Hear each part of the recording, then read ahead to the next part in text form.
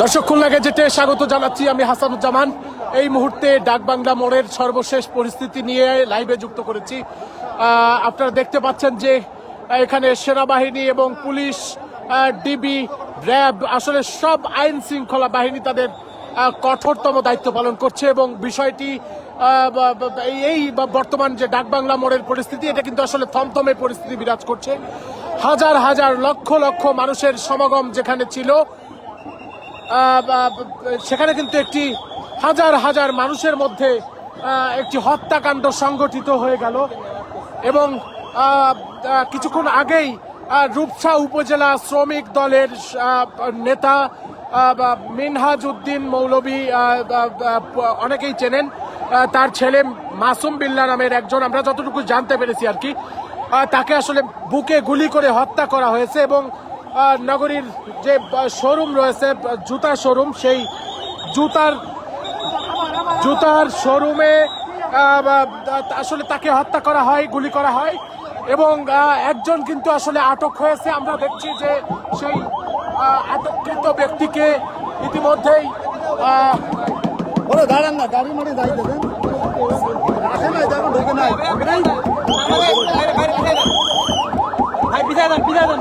দর্শক, আমরা কিন্তু দেখানোর চেষ্টা করছি যে আজকের এই ডাকবাংলা মোড়ের সর্বশেষ পরিস্থিতি, যেখানে রূপসা উপজেলা শ্রমিক দল নেতা খুন হয়েছে, হত্যাকাণ্ডের শিকার হয়েছে এবং একজনকে আটক করেছে পুলিশ অস্ত্র সহ এবং তাকে ইতিমধ্যেই পুলিশি হেফাজতে নেওয়ার যে প্রয়াস বা চেষ্টা, সেটি কিন্তু আমরা দেখছি। দর্শক, একটু পিছিয়ে যান, এখন একটু পিছিয়ে যান, একটু পিছিয়ে যান।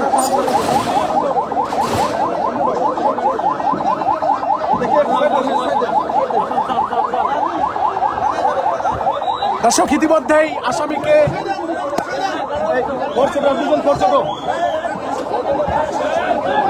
ওকে ওকে, যাও যাও যাও যাও যাও, হয়েছে হয়েছে।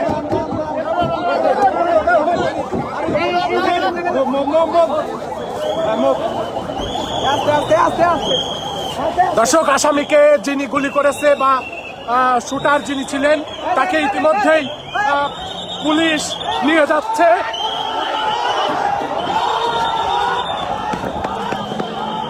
দর্শক, আপনারা দেখছেন যে পুলিশ এই মুহূর্তে কিন্তু সেই আসামিকে যিনি শুটার ছিলেন তাকে কিন্তু আসলে নিয়ে গেলেন এবং আইনি হেফাজতে নিলেন এবং ডাকবাংলা মোড়ের বর্তমান পরিস্থিতি কিন্তু খুলনা গেজেটে লাইভে দেখানোর চেষ্টা করছি।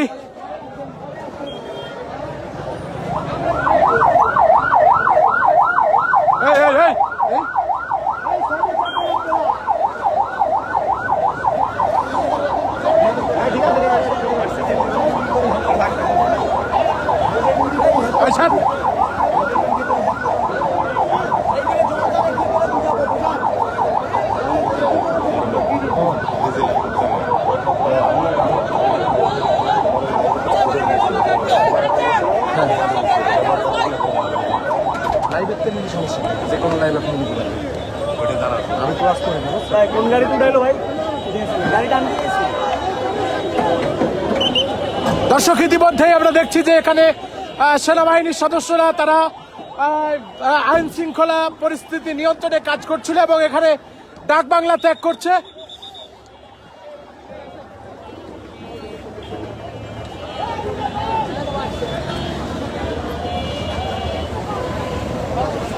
বর্তমানে কিন্তু ডাকবাংলার যে বর্তমান পরিস্থিতি, সেটি কিন্তু আসলে ভয়াবহ এবং আতঙ্ক বিরাজ করছে।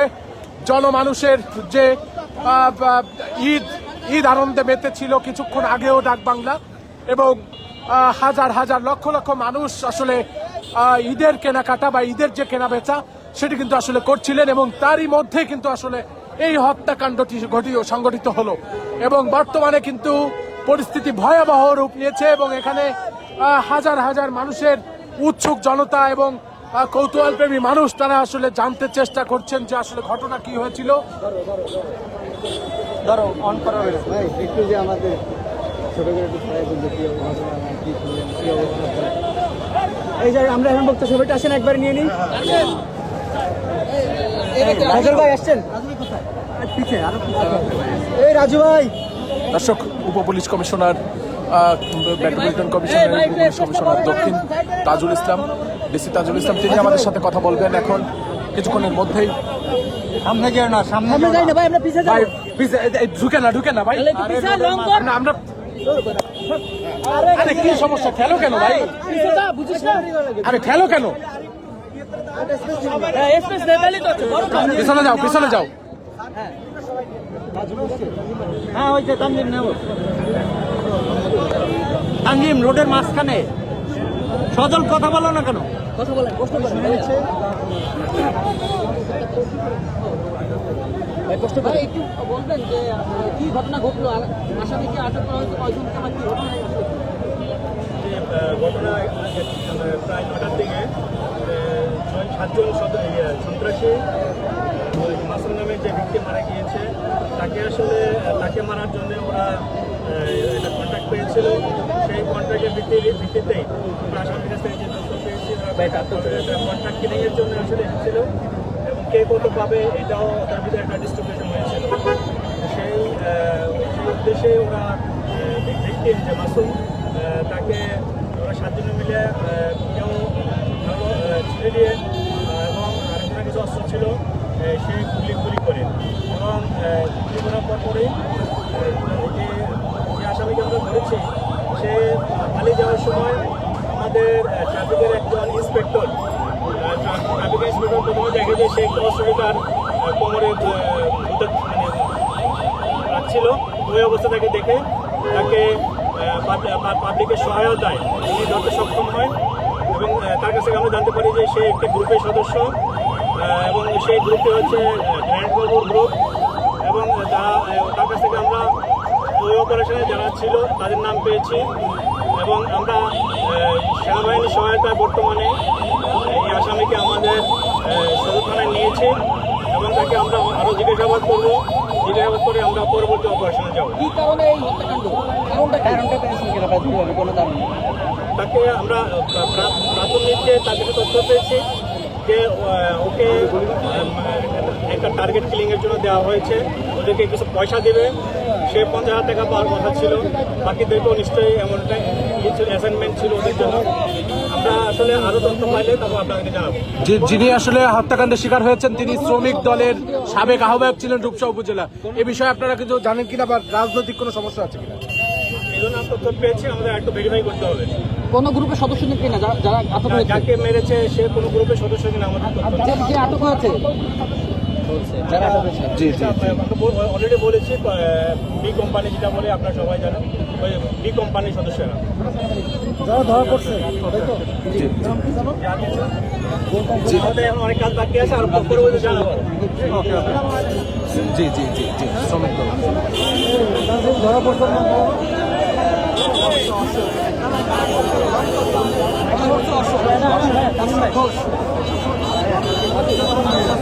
মাসুম বিল্লাহ, ভাই মাসুম বিল্লাহ, বাবার নাম মিনাজউদ্দিন মৌলভী।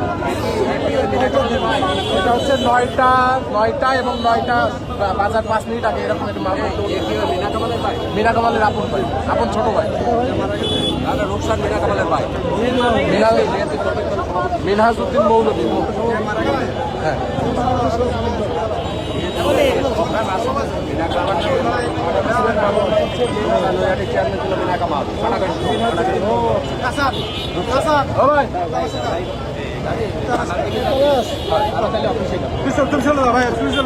আমি তোমার মেসেজ দিচ্ছি, তুমি রিসিভ করো।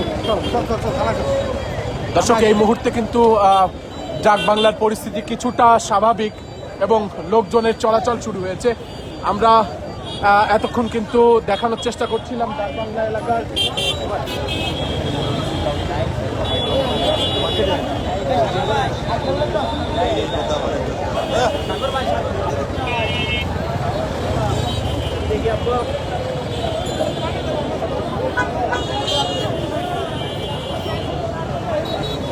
প্রিয় দর্শক, আমরা দেখছি যে যেখানে আসলে এই হত্যাকাণ্ড ঘটেছে সেইখানেই কিন্তু উপস্থিত হয়েছি এবং এরই মধ্যেই